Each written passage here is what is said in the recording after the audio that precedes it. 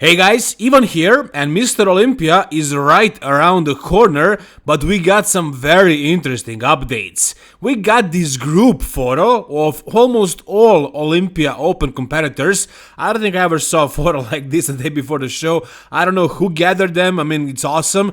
Brandon Curry, however, is not on the photo. Of course, Nick Walker is not either. But I think this photo is a good representation of what is about to happen. So you have the top two from last year in the middle, in the front here, Hadi Choopan and Derek Lansford. But in the background, behind everybody, you can barely see Samson Dauda, Michal Krizo, and Andrew Jack. And I think those guys, the next time these guys take a photo, those guys are gonna be in the front, in the center. I mean, those guys are coming, and they're gonna surprise everybody. I'm pretty sure those three guys are gonna have really high placements at this show. Now, let's start this video with an update of the reigning Mr. Olympia champion, Hadi Choopan. And as you can see, he looks sucked down, like really big time, big time. I don't remember ever seeing Hadi wearing that face. He was never this sunk in. I never saw this. So this means one thing and one thing only. He is going to be super freaking shredded on that stage. And we haven't really seen any recent updates of Hadi. I mean, there was one photo, but now I think that photo is old, because here his face looks totally different. And you can see his body, I mean, through the clothes, you can see that he doesn't have that fullness, that size. He is a little bit smaller. But I think this is really good for Hadi, because we all know that he has a ton of muscle. And in my experience, when you see a bodybuilder backstage with a shirt on, and he looks full, nice, big and round, usually on stage, they're not shredded. They are a little bit off. However, when they look like this, when everything is just hanging off of them, when they don't look super full, when they look kind of depleted, flat, usually on stage, they look hard as nails. So I'm expecting Hadi to be super shredded, all the way head to toe, inside out, peeled, shredded. That's what I'm feeling right now. I mean, usually I am right. When I see faces like this, usually the guys are in the best condition possible. Is that gonna work in his favor, however? That is the question. Personally, I'm not so sure. Because I think last year he wasn't completely shredded, but he was big. He was really big and full. And I think that's why he won. So if now he is much smaller, but much more shredded, I don't think that's the best idea, but maybe he's gonna have, the fullness and conditioning, and if that is the case, then it's probably lights out for everybody else. We also have this training video of Michal Krizo, and I would have to say that it's kind of like the opposite with him. I don't see that face. I don't think he's sunk in. I don't see him being completely dry and shredded. Not the way he was at that last show he did. Now, in my prediction video, I had him in 7th. Now, with Nick Walker out, I think he's gonna be 6th, and I still do think that, even though I was expecting him to be more conditioned than this. Now, maybe this is just the way he's doing the protocol. Maybe he's doing like sodium and water loading. Since he's from Europe, that's a pretty popular thing over here, so that might be the case. Look at his face here. He's goofing around. This guy is never too serious. He's always joking around like this, and that's why I like him so much. Anyways, here, as you can see, so the conditioning is good. I can't say it's bad, but I think last time he competed it was better. I think it was better in the final week, even before he peaked. So, I mean, I don't know, maybe he's holding water because of travel, maybe he's stressed out. I mean, he doesn't seem like he's stressed out. I don't think he really cares that much. I don't think he takes himself or bodybuilding too seriously. I mean, last time, that last show he did, he was shredded, he was peeled. And I was kind of expecting him to duplicate that for the Mr. Olympia or come in even sharper. But based on all I saw so far, based on his face, based on his skin, like you can see his arms, shoulders, chest, even back in some photos and videos, I don't know. He doesn't seem like he's gonna be super peeled the way he was that last show. But I still think nothing is gonna change. I don't see Andrea Presti beating him. He wasn't able to beat him at Empro Cup Spain, where Krizo got his Mr. Olympia qualification, and I think it's gonna happen now. And even if Prest is a little bit more conditioned, still, he doesn't have the legs like Krizo. He doesn't have like the structure, the shape. It was kind of close, if you ask me, at that show, but yeah, I don't think it was that close. And I don't think there is a chance in hell of Regan Grimes beating Krizo, so it leaves us only with Hunter. So Hunter can beat him. If he is not 100%, Hunter can beat him if Hunter is 100%. So yeah, I guess that's gonna be a battle. I'm not so sure who's gonna place where, if Krizo is gonna be 6th or 7th, but somewhere there. I don't see him lower or higher. Before we get to classic physique, let's talk some 212. So we got a physique update of Keone Pearson, in which he probably looks bigger than ever. I don't think I ever saw Keone looking this big and full and hard and round. I mean, this is looking really freaky. This photo, but this one even more. His weakness was always his chest. His chest was never the thickest, never the roundest, but now you wouldn't even notice that it is a weak body part. It's not anymore, really, it's not. Maybe his arms are overpowering his chest a little in some poses, but look at his chest. It's a very, very good chest. It's striated now, it's hard, it's full. I mean, again, arms, shoulders, traps you can see here. He's really big, really hard. By the way, he's posing here with his coach, Patrick Tour, who is obviously doing a phenomenal job with Keone. I think he made so much progress with Patrick, like so many other bodybuilders did, like Ian Wallier, I mean, accomplished most of his things working with Patrick. James Hollinshead had also made a lot of progress and went to the Mr. Olympia, I think won 2 pro shows with Patrick. I gotta give the guy some credit because he deserves it. He has so many other great bodybuilders on his roster, but do I think he can bring Keone up to that level where he can potentially become the new 212 Mr. Olympia champion or place in the top 2 this year, top 3? Well, sure, with time, yeah, someday, but this year, I don't think so. I mean, we'll see, but I doubt that.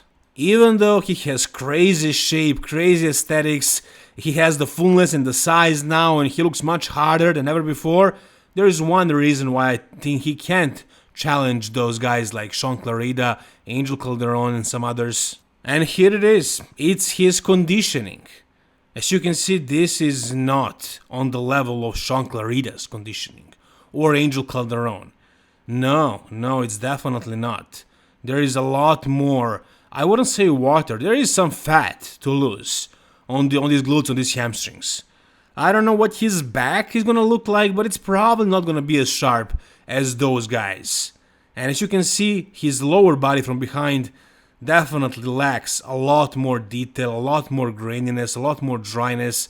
So I don't think the job is finished here. I think he has like 2 or 3 more weeks of suffering before he is finally completely conditioned. I mean, those guys in the top, in the 212, are all grainy, shredded. I mean, they all basically barely make the weight. They can do really well in the open. Angel Calderon won an open show. He won Romania, I think 2 years ago. And he could do well in the open, but he somehow manages and he makes the weight and he squeaks somehow into the 212. And he's rock hard. He's shredded, peeled. And that's why he does so well. And Sean Clarida is too short. He doesn't even have to make the weight. He's like 180, 190. But like he's maxed out, frame-wise, he's completely developed muscularly and he brings the best conditioning possible. Keone, however, his job is not finished. He still has a couple of years of work to get to the maturity of those guys. I mean, his structure, his shape is taking him a long way. He's beating a lot of those guys who are in much better condition than him based on his shape and structure, but to get to the very, very top, it's gonna take everything. It's gonna take much better conditioning than this. So this year, I don't think he's gonna be in top 2. I think he's gonna be somewhere between 3rd and 5th, maybe 4th. We'll see. That's my prediction for now. You can tell me what do you think. Alright, now let's talk some classic physique. And I'm gonna go briefly over these 2 photos that surfaced. You probably saw this. I mean, this is Urs Kalecinski. He looks like a bad amateur, like a bad junior competitor. Like, this is not good. This is nowhere near good. But I'm guessing it's just a horrible angle, a horrible lighting, and he's completely flat and watery at the same time.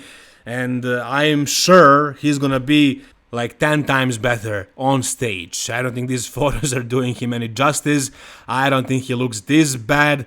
But I mean, if you can look this bad doing the poses, I mean, it's probably not good. So I kind of have to take this into consideration when I'm talking about who's gonna place where in classic physique Mr. Olympia. But we got some better photos. These are not ideal either, but they're definitely much better. So you can see here that it's not that bad. It's not much better, those back poses at least, but from the front you can see that he did actually add some size, some fullness in the upper body, especially arms and chest, maybe even delts a little. But I mean, this is nothing compared to how big he looked in the off-season. Personally, I don't think Urs's physique will ever flourish in classic physique. As he makes the weight, he loses so much of that volume and he looks so much downsized on the stage in the end, at the end of the process. And I'm not saying that he should do the open. This guy has the perfect structure for classic physique. I'm just saying he could make more progress if he was doing the open, if he didn't have to cut the weight down. Did he make progress? I mean, it was a very short time. He competed at the Arnold, remember?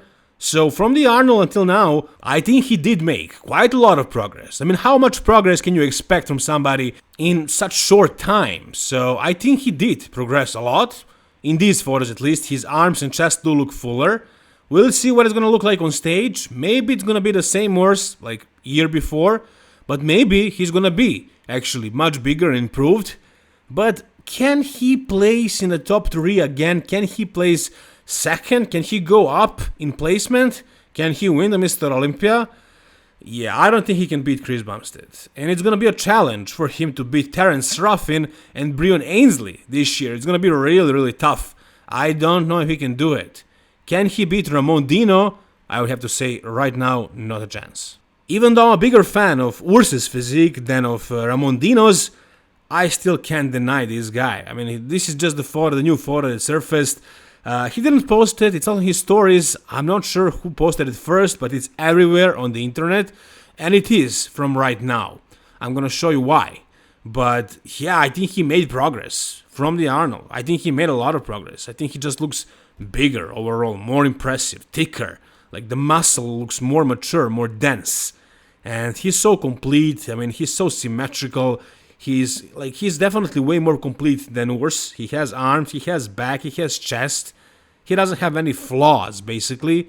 Maybe Urs has a little bit more aesthetically pleasing, more classic looking physique, but yeah, like he can't battle against this. I do have Ramon Dino still in my top 2 this year. But the question is now, can Ramon Dino beat Chris Bumstead? Well, we also got a physique update of Chris Bumstead too. And his conditioning, it looks good. He seems flat, like really flat. I'm guessing they're gonna carb him up now and dry him out because he does look really flat and therefore he doesn't look as conditioned as he's gonna be once he is completely carved up. I feel like they were a little bit late with conditioning this year, so they had to push it until the very end. And that's why he doesn't seem as shredded as maybe he did last year in the final week, because he's so flat. There is no glycogen in the muscles to push the skin. That's just my assumption. That's what it looks like to me. Chris looks really, really flat. But when you look at the legs, you can see that they're dry, they're detailed. There is no fat left. I think he's pretty much shredded as he needs to be. It's all about hydration, actually dehydration and glycogen loading. And when he peaks finally, completely for the show, I think he's going to look really impressive and probably he's going to be unbeatable. But then again, who knows? You never know. It might be Ramon Dino who wins the Mr. Olympia this year or somebody else. It's not impossible. Anyways, guys, if you enjoyed this video, please give it a thumbs up. Subscribe to the channel for more bodybuilding content like this. And for the best Mr. Olympia coverage on YouTube, guys, please, once again, stay here, subscribe to this channel. Thank you so much. See you soon, guys. All the best and bye-bye.